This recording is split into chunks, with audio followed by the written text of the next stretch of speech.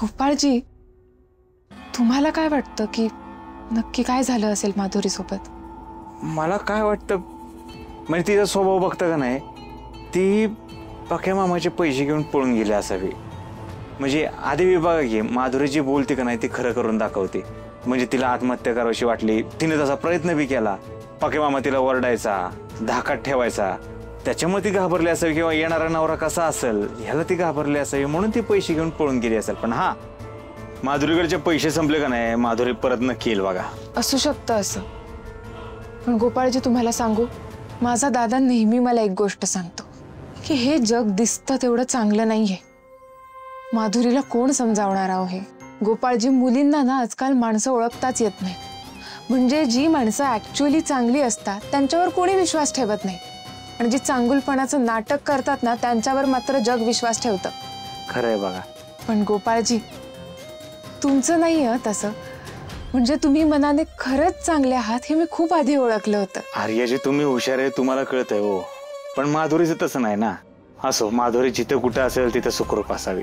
गोपाळजी, तुम्ही फार काळजी करता सर्वांची. हा, म्हणजे माणूस जेव्हा स्वतः त्रासात असतो तेव्हा समोरच्या माणसाचा त्रास समजू शकतो. मला होणारा त्रास समजून घेणारं आणि माझ्याबद्दल काळजी वाटणारं या जगात तरी कोणीच नाहीये.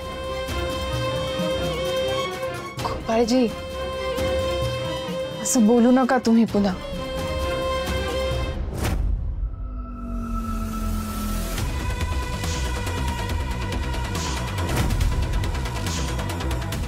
लाली, तुम्ही दोघे एकमेकांना ओळखताय?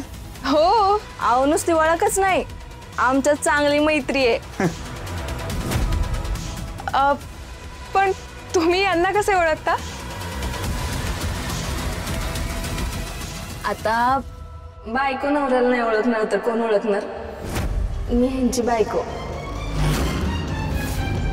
आणि हे माझे पती परमेश्वर.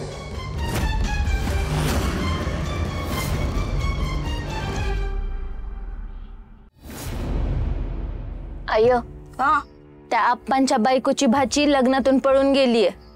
गावभर चर्चा सुरू आहे तिची. आणि अगं तिच्या पायी एका पोरानं आत्महत्या बी केली.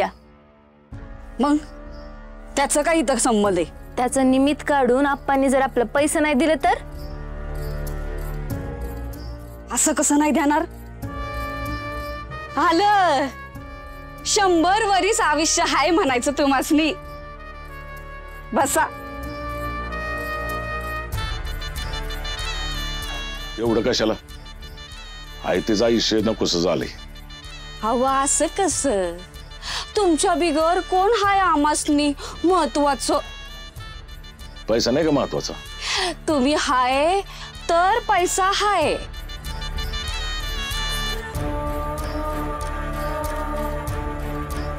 नाही जमलं या बारी.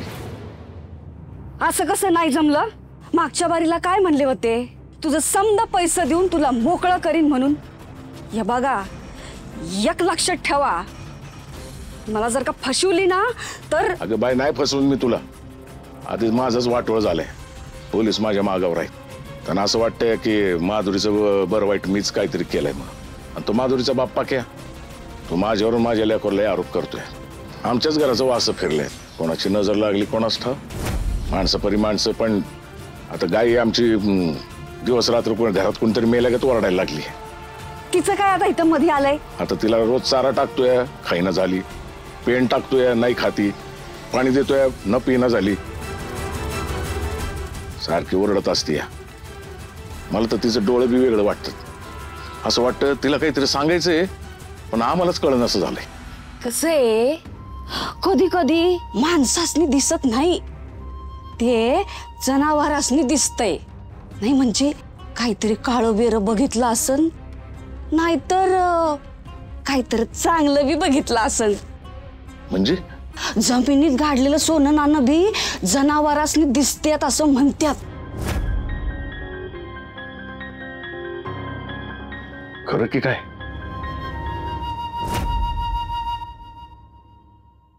अच्छा, तुमचं लग्न झालंय का गोपाळजींसोबत? नाही म्हणजे मला आयडिया नव्हती ना. हिच्याकडे बघून तर वाटत नाहीये हिचं हिच्या नवऱ्यावर प्रेम नाही. ते आपण असं एकत्र कधी भेटलो नाही ना, मग कसं कळणार तुम्हाला?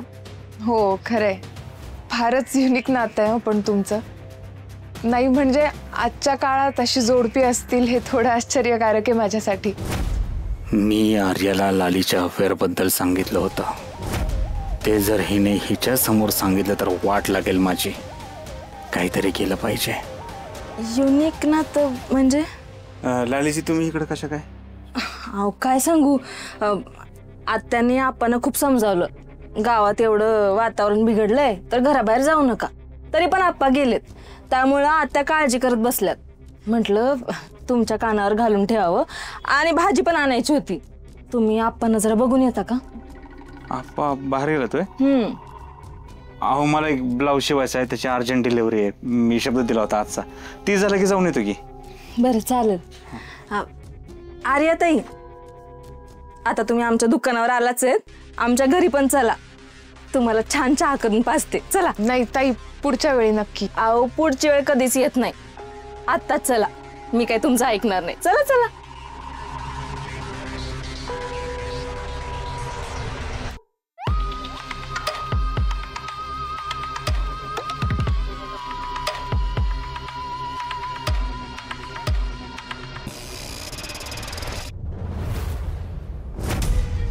या दोघी अशाच भेटत राहिल्या, यांची मैत्री वाढत गेली तर आर्याचे पैसे माझ्या हातून जातील.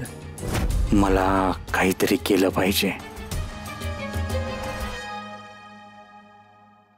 फुला फुला, काय झालं आता? अगं ते चिवळे आहे का घरात?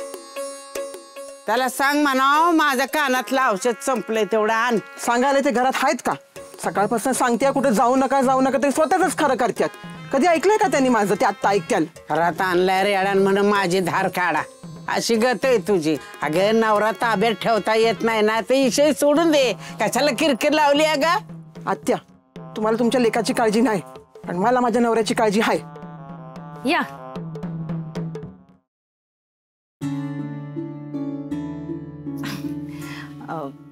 या माझ्या सासूबाई फुला आत्या. नमस्ते. आणि त्या आजी सासू नरू आजी. नमस्ते आजी. लाली, अगं कुणाला घेऊन आली आहेस का? आजी माझी मैत्रीण आहे आर्या, यांचा ना गावात तुपाचा व्यवसाय आहे आणि एकटंच सांभाळतात ते सगळं. हिला कुठेतरी पाहिलं का वाटतंय? अहो आपण नाही का मागे ते ए पुरी, कुणाची ग तू? आणि तुझ्या घरात कोण कोण असतं? आजी मी आणि माझा भाऊच असतो दोघे. म्हणजे आई बाबा नाही आहेत माझे, त्यामुळे मी आणि दादाच आहोत एकमेकांसाठी. आणि दादा काय करतो तुझा? पोलीस येतो, इन्स्पेक्टर मार्तंड जामकर.